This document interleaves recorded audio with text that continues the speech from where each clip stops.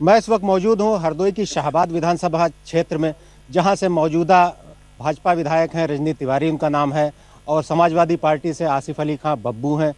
अन्य एक AB सिंह लोध को बसपा ने टिकट दिया है। मुख्य मुकाबला इन्हीं तीनों के बीच है। हम इस वक्त शाहाबाद के नर्मदा ताल पे हैं, जहाँ पे काफ़ी सुंदर नज़ारा है। आप देख सकते हैं कि यहाँ काफ़ी लोग इकट्ठा हैं, और हम इनसे जानेंगे कि शाहाबाद विधानसभा की दिशा और दशा क्या होगी। आने वाली 23 फरवरी को मतदान है, चौथे चरण में हरदोई में मतदान होना है।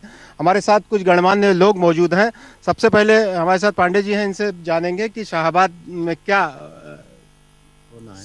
शाहाबाद विधानसभा यहाँ की जो प्रत्याशी है बहुत शालीन, सौम्य और बहुत ही सीधी महिला हैं, और उसका लाभ हम लोगों को पूरा मिल रहा है।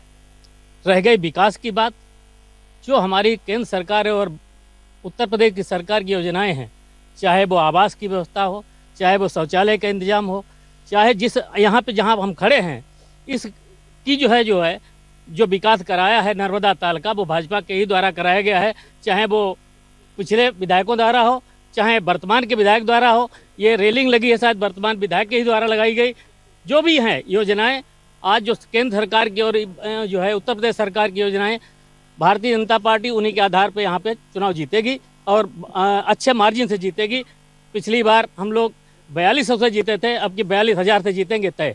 नर्मदा ताल के बारे में तो कहा जा रहा है कि यहाँ विकास चेयरमैन ने कराया, जो कि मौजूदा सपा प्रत्याशी हैं। इस बारे में आप बताइए। आप यहाँ पर ऐसा है कि यहाँ पर इन लोगों की मान्यता यह थी कि अगर यहाँ पर जो भी नेता काम कराता है वो दोबारा जीत के नहीं आता है। सच्ची बात है, और इस पे ये लोग कोई मना भी नहीं करेंगे। ये एक मान्यता इन लोगों के दिमाग में थी। मानिए गंगा भगत सिंह जी ने काम कराया था तो सबने कहा कि ये तो गए, और हकीकत बात यह है कि उसके बाद से नहीं जीते। लेकिन बब्बू भाई ने कहा कि हम ये भ्रम तोड़ेंगे, और इन भरपूर यहाँ काम कराया। ऐसी बात नहीं है, शुरुआत उन्हीं ने ही कराई, उसके बाद चाहे जिसने कराया हो। माननीय रजनी तिवारी जी अभी आप भैया हमारे कह रहे थे कि बिल्कुल सीधी और शरीफ, बिल्कुल हम ये कह रहे हैं कि वाकई में गौ माता है, लेकिन गौ माता आपकी बहुत नुकसान पहुँचा रही हैं क्षेत्र में। सबसे ज़्यादा नुकसान उन्हीं के द्वारा हो रहा है कि ये एक मुद्दा बना हुआ है क्षेत्र में इस तरह का। लोग घर में नहीं सो पा रहे हैं, लोग खेतों में सो रहे हैं, बच्चे बेचारे नहीं देख पा रहे हैं। दिन में अपने काम करते हैं खेत पे, और उसके बाद रात में गाय बचाते हैं। तो ये गौ माता जो है इस बार बहुत नुकसान पहुंचा रही हैं, और इसका पाप निश्चित रूप से इस सरकार को लगेगा कि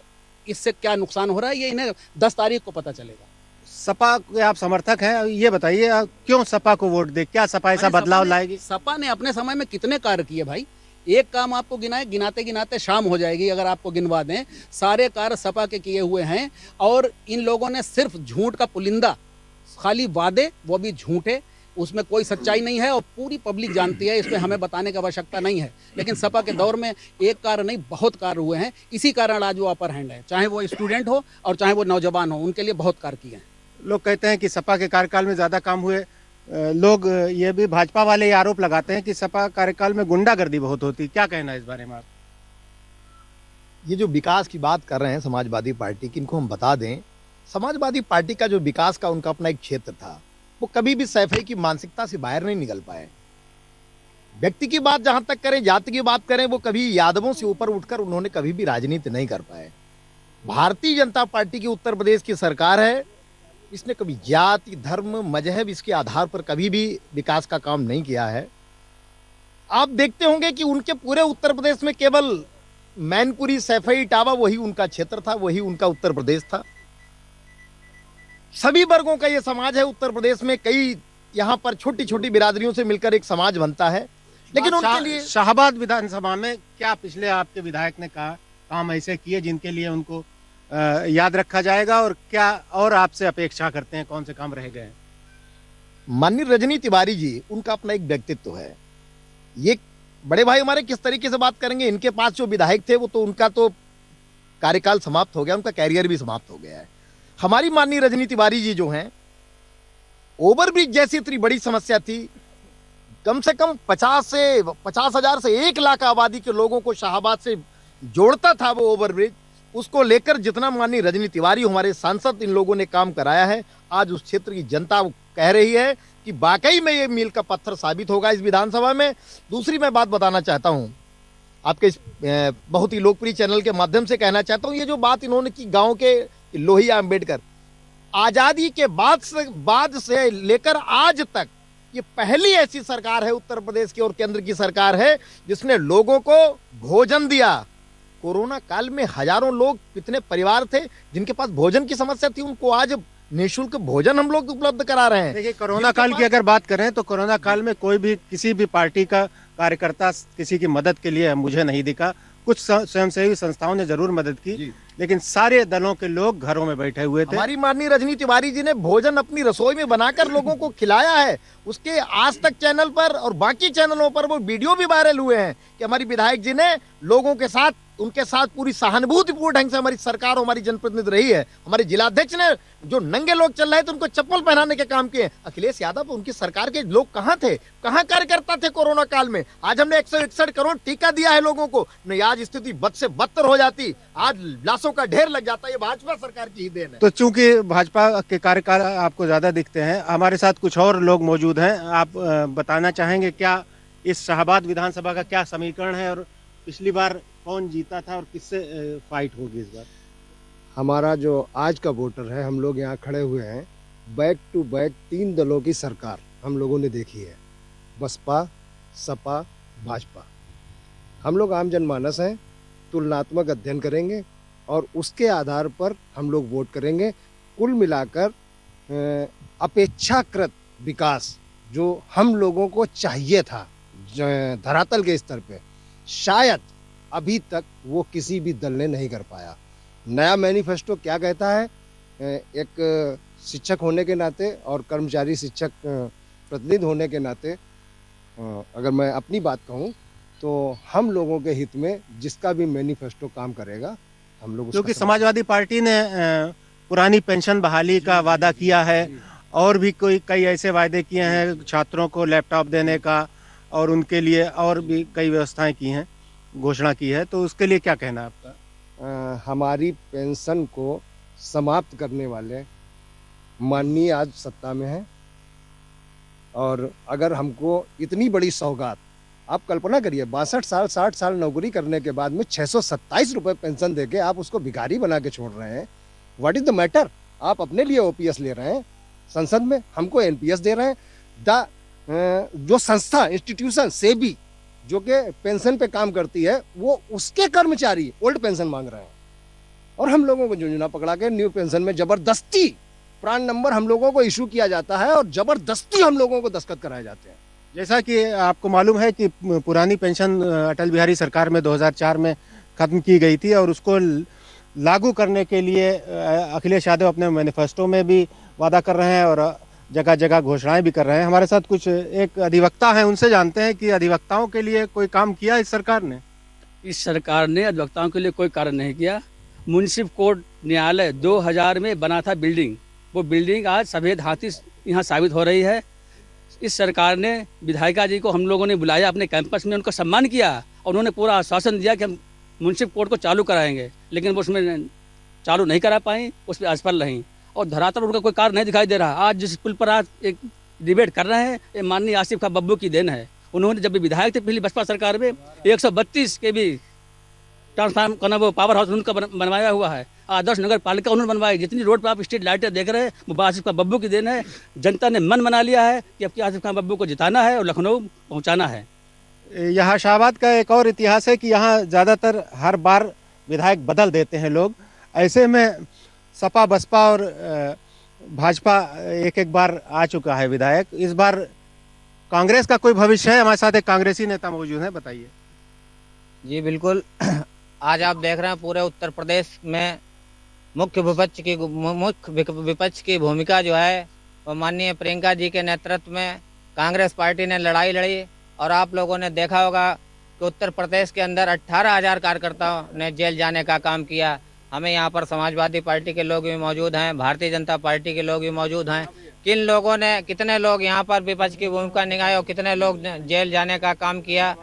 हमने हाथरस लड़ा, हमने उन्नाव लड़ा, हमने रेप पीड़ित के लिए आवाज़ उठाई, हमने युवाओं के लिए आवाज़ उठाई और हमको पूरा भरोसा है कि उत्तर प्रदेश में आने वाले समय में कांग्रेस का भविष्य उज्जवल होगा।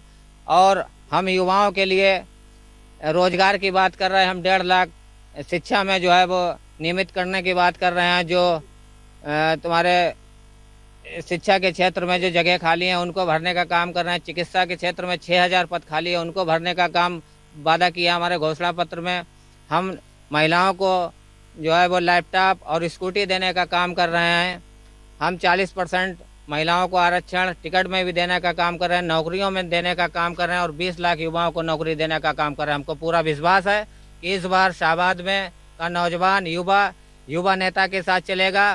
पिछले कई वर्षों से सभी नेताओं को देख लिया है कांग्रेस की बारी। जैसे कांग्रेस के नेता हैं तो अपना दावा कर रहे हैं और प्रियंका गांधी जो घोषणाएं की जा रही हैं उनको भी वो सामने ला रहे हैं।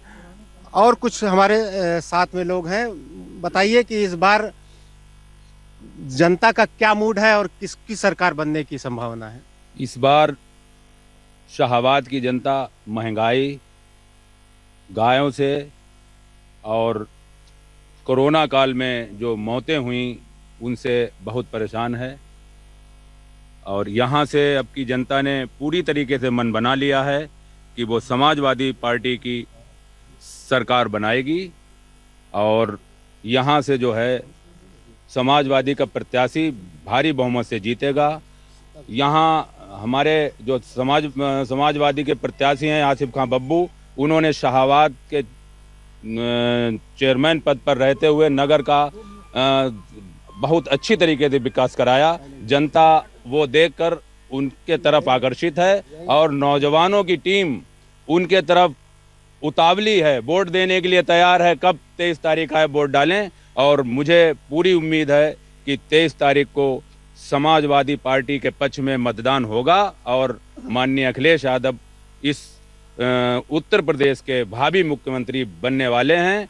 मैं ये पूरी उम्मीद के साथ आपसे कहना चाहता हूँ। आपको बता दें कि मौजूदा सपा विधायक जो आसिफ खां बब्बू जिनका नाम है, वो पिछले 25-26 साल से यहाँ हमेशा से जीतते चले आए हैं। नगर पालिका अध्यक्ष वो खुद रहे हैं, उनकी पत्नी भी रही हैं। इस बार पिछली बार वो बसपा से लड़े थे और इस बार सपा ने उनको टिकट दिया है। हमारे साथ कुछ और लोग हैं, उनसे जानेंगे कि शहर के यहाँ शाहबाद विधानसभा क्षेत्र की अगर बात करें तो यहाँ के क्या मुद्दे हैं, क्या कमी रह गई पिछली बार भाजपा सरकार में?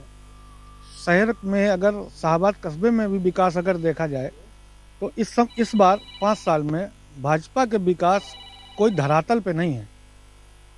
आगे हो सकता करे, हम भी चाहते हैं कि जो भी जनप्रतिनिधि हमारा बने वो शाहबाद पे विशेष ध्यान दे। और सबसे बड़ी बात हम आपका ध्यान आकर्षित कराना चाहते हैं आपके चैनल के माध्यम से कि जो ये अखिलेश जी ने पुरानी पेंशन का जो मुद्दा दिया है, पुरानी पेंशन हमारे परिवार में भी लोग टीचर हैं। जब आप स्वयं सोचिए कि 60 साल के बाद 62 साल के बाद जब आदमी रिटायर हो जाएगा उसको मात्र 600-700 रुपया पेंशन मिलेगी, वो अपना जीवन यापन कैसे करेगा? और अपनी इनके जो नेता थे जिन्होंने ये पेंशन बंद की, उन्होंने कभी भी अपनी पेंशन नहीं बंद की, ना अपने विधायकों की बंद की, ना अपने सांसदों की बंद की, लेकिन जनता की बंद कर दी। तो अब हम लोग ये चाहते हैं कि अगर अखिलेश जी ने जैसे कहा है तो ये भी अपनी हिम्मत जुटाएं, ये भी अपने मैनिफेस्टो में लाएं कि हम भी पुरानी पेंशन देंगे। तो अगर ये पुरानी पेंशन हम लोगों के लिए बहुत बड़ा मुद्दा है और पुरानी पेंशन जो भी सरकार देगी हम वोट उसको ही करेंगे, उसके अलावा किसी को नहीं करेंगे। तो ज़्यादातर सरकारी कर्मचारियों को कहना है कि पेंशन बहाली एक अखिलेश यादव एक मुद्दा लाए हैं और उन्होंने वादा भी किया है कि पुरानी पेंशन बहाल करेंगे, जो कि पिछले कई दशक से बंद है और लोग इस मुद्दे पर भी उनको वोट देने के मूड में हैं। हमारे शाहबाद के कई गणमान्य व्यक्ति यहाँ मौजूद हैं। क्या मुद्दे हैं इस चुनाव में? चुनाव भारतीय जनता पार्टी विकास के मुद्दे पर लड़ेगी। जो कहा वो किया। भारतीय जनता पार्टी में किसी भी तरीके का हम लोग झूठे वादे नहीं करते हैं। और अभी थोड़ी देर पहले हमारे तारिक चाचा ने कहा था कि भारतीय जनता पार्टी ने जो कहा वो कभी नहीं किया। तो हम तारिक चाचा के अब इस चैनल के माध्यम से तारिक चाचा को बताना चाहते हैं कि भारतीय जनता पार्टी ने नई शिक्षा नीति लागू की, जिससे हम लोगों को पढ़ाई करने का मौका मिला और उच्च शिक्षा हम लोगों को प्राप्त हुई। शाहबाद क्षेत्र में कोई शिक्षा के क्षेत्र में किसी ने काम किया हो, कोई डिग्री कॉलेज कुछ बना हो, कोई अस्पताल बना हो या कोई ऐसे रोजगार के साधन उपलब्ध कराए हो भाजपा सरकार ने? भारतीय जनता पार्टी ने हर एक जिले में मेडिकल कॉलेज देने का कार्य किया है और इससे पहले की कई सरकारें आई जिसने अपने पूरे भारत में 7 से 8 एम्स हुआ करते थे, इस समय 16 से 17 एम्स बनवाए हैं। वो भारतीय जनता पार्टी की केंद्र से लेकर राज्य सरकार की योजनाएं रही हैं। इसी के साथ हम ये कहना चाहते हैं कि भारतीय जनता पार्टी जो कहती है वो करती है। तो इनका कहना है कि भारतीय जनता पार्टी जो कहती है वो करती है।